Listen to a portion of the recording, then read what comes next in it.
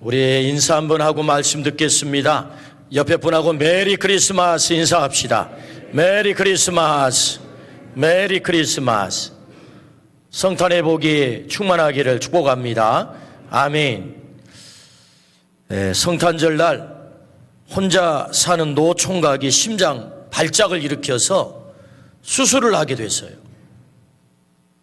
수술을 마치고 깨어나 보니 수녀들이 간호사 일을 하고 행정 일을 하는 성모병원이었어요. 이 총각이 거의 치료가 돼서 이제 퇴원할 때가 되었습니다. 그래서 원무과의 수녀님께서 찾아와 가지고 이제 퇴원해야 될 것 같습니다. 치료비를 내야 되겠습니다. 그랬더니 이 남자가 돈 없습니다. 배째라식으로 돈 없습니다. 그래서 수녀님이 그러면 도움을 청할 친척이라도 있습니까? 일가 친척이라고는 시집 못 간 누나 하나뿐인데 수녀입니다.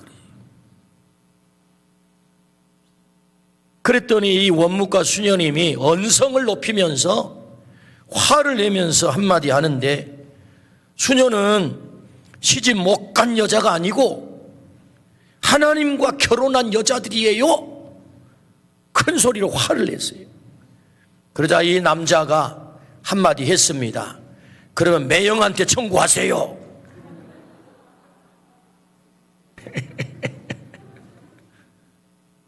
매형이 하나님이셨습니다. 우리 하나님께서 병원비만 주시겠습니까? 하나님은 아낌없이 다 주시는 분이시죠. 그래서 하나밖에 없는 아들 예수님을 우리에게 보내주신 것 아닙니까? 그날이 바로 오늘이라고요.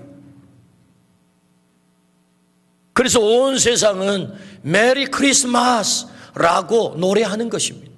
메리 크리스마스. 메리 크리스마스 뜻이 뭡니까? 메리, 즐거운, 명랑한, 크리스토스, 그리스도를 헬라어로 크리스토스라고 해요. 크리스, 마스는 예배라고 합니다. 그러니까 기쁘게 그리스도를 경배하라, 그 뜻이 메리 크리스마스입니다. 우리는 왜 기쁘게 그리스도를 경배해야 되는 것입니까? 메리 크리스마스를 왜 우리는 해야 되는 거예요? 그것은 그 첫 번째, 섬김의 종으로 오셨다라고 말씀하세요. 섬김의 종. 우리가 메리 크리스마스를 외치는 이유는 바로 섬김의 종으로 오셨다. 오늘 본문 45절, 인자가 온 것은 섬김을 받으려 함이 아니라 도리어 섬기려 하고 자기 목숨을 많은 사람의 대속물로 주려 함이니라. 오신 목적을 정확하게 밝혔죠. 뭐 때문에 오셨다고요? 섬기기 위해서 오셨다. 여기 시작할 때 인자는 이렇게 시작이 됩니다. 인자라고 하는 말은 문자 그대로는 사람의 아들, son of God, 사람의 아들이에요. 그런데 여기서 문자적인 의미가 아니고 예수님께서 인자라고 사용하는 것은 복음서에 90번 이상을 사용하고 있는데 특별한 의미가 있어요. 그 첫 번째는 하나님의 아들이다. 두 번째는 메시아다. 세 번째는 종말에 올 심판의 주다. 이 의미를 담아서 예수님이 자신을 직접 인자라고 호칭을 했던 거죠. 그러므로 인자라는 말은 최고 권위자의 호칭이에요. 가장 높은 자의 호칭이란 말입니다.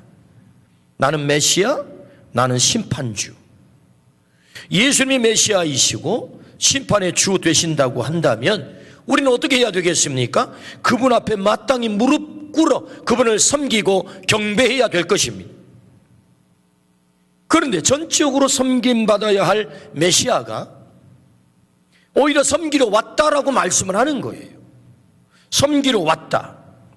빌립보서 2장 7절 말씀에서는 오히려 자기를 비워 종의 형체를 가지사 그랬습니다. 아예 종이 돼버렸대요. 그래서 우리 주님이 오실 때 궁궐을 선택하지 않고 왕궁을 선택하지 않고 어디? 말구유에 오셨단 말이죠. 이것은 대단히 상징적 사건이죠. 가장 낮은 자리에서 이 땅의 모든 사람을 섬기기 위해서 내가 섬김의 종으로 왔어. 이걸 선언한 거죠. 이것은 가히 충격적인 말씀입니다. 예수님 당시 왕이 지배하던 세계죠. 왕은 가장 높은 곳에서 모든 사람으로부터 섬김과 경배받는 대상이었습니다. 왕은 섬기면 안 되는 사람, 누군가를 섬기는 것은 있을 수가 없는 것이 왕이었죠. 그런데 메시아 되시는 주님은 달랐어요. 만왕의 왕으로 오신 주님은 달랐단 말입니다. 인자가 온 것은 섬김을 받으려 함이 아니라 도리어 섬기려 하고, 이 말씀은 당시 문화에서는 모든 질서를 깨뜨리는 파격입니다. 메시아인 나는 섬기는 종이다, 이걸 선언하고 있거든요. 예수님 탄생할 때 헤롯 대왕을 보십시오. 당시 왕을 한번 보시라고요. 메시아가 왔다, 동방박사로부터 이 소식을 듣자 불안해지기 시작합니다. 내 왕권을 혹 빼앗기지 않을까? 그래서 어떤 명령을 내리죠? 유아 학살 명령을 내립니다. 2살 아래 아이들은 전부 죽여라. 얼마나 잔인합니까? 이게 당시의 권력자의 얼굴이라고. 백성의 목숨은 파리 목숨과 같습니다. 자기의 권력 유지를 위해서 모든 것을 알 수 있는 사람이 누굽니까? 왕입니다. 이게 권력자의 얼굴이고 이 왕의 잔혹함이죠. 여러분, 헤롯 대왕의 아들이 누굽니까? 헤롯 안티파스라고. 분봉왕 헤롯 안티파스. 이 작자는 또 어떻게 했습니까? 자기 동생 빌립의 아내를 강탈했어요. 내가 왕이야, 내 동생의 아내 제수씨도 내 거야, 강탈을 했어요. 이 불법을 세례 요한이 지적을 하죠. 불법을 행했다고. 그러다 세례 요한을 끌어다가 감옥에 쳐넣었다가, 끌어다가 어떻게 합니까? 목을 잘라버려요. 그리고는 딸 살로메에게 쟁반에 담아 세례 요한의 목을 선물로 주지 않습니까? 이게 누구죠? 왕이라고요. 잔혹한 권력자, 왕의 모습, 얼마나 잔인합니까? 백성들의 목숨이 중요하지 않아요. 백성들의 목숨이란 그저 이용한 물건에 불과한 것입니다. 그래서 그 권력자들에 의해서 백성들은 가난하게 됐어요. 착취를 받아 가난하게 됐어요. 그들은 포로가 됐습니다. 자유를 잃었지요. 그리고 그들은 눈이 멀었어요. 그리고 그들은 자유를 빼앗긴 채 눌린 자로 살아가는 그런 정말 처참한 백성들이 된 것입니다. 그 왕 때문에, 그렇게 군림하는 왕 때문에, 그런 권력자 왕 때문에. 군림하는 왕은 눈물 흘리는 백성을 구원할 수가 없습니다. 그런데 메시아이신 예수님, 여러분, 메시아가 누굽니까? 만왕의 왕 아닌가요? 만주의 주 아닌가요? 만왕의 왕 되신 메시아 예수님은 전혀 다른 섬김의 종으로 오셨다, 그렇게 말씀하는 것입니다. 놀라운 얘기죠. 경배받아야 할 메시아인데 섬기는 종이에요. 왕인데 종이에요. 얼마나 놀라운 얘기입니까? 그래서 우리는 메리 크리스마스라고 하는 것입니다. 기쁨으로 그리스도를 경배하라, 그래서 노래하는 것입니다. 메리 크리스마스.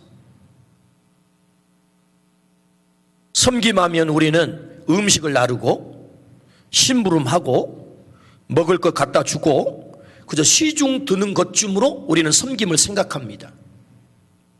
맞습니다. 그것이 섬김이죠. 그러나 아주 눈에 보이는 작은 섬김일 뿐이죠. 정말 중요한 섬김이 있죠. 그 섬김이 무엇인가요? 생명을 살리는 섬김이죠. 그 생명을 돋보이게 만들고, 그 생명을 회복시키고, 그 생명을 살리는데 자신의 전 존재를 드리는 것이야말로 진짜 섬김이죠. 그게 섬김이죠. 주님은 어떻게 섬기셨습니까?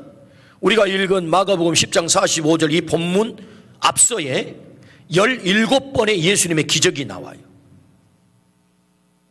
그 기적은 한결같이 주제를 뽑아보면 섬기는 거예요. 생명을 살리는 섬김의 모습인 거죠. 첫 번째 기적은 더러운 귀신을 예수님이 쫓아내세요. 마가복음 1장에 나오죠. 어둠의 영에 포로된 자를 자유케 함으로 죽어가는 영혼을 살리는 섬김을 한 것입니다. 여러분, 귀신 들렸다는 말은 사람 같지 않다 그 말입니다. 완전히 정신이 온전하지 못하고 미친 채 살아가는 것 아니겠습니까? 근데 그를 살려낸 것입니다. 이게 진짜 섬김이죠.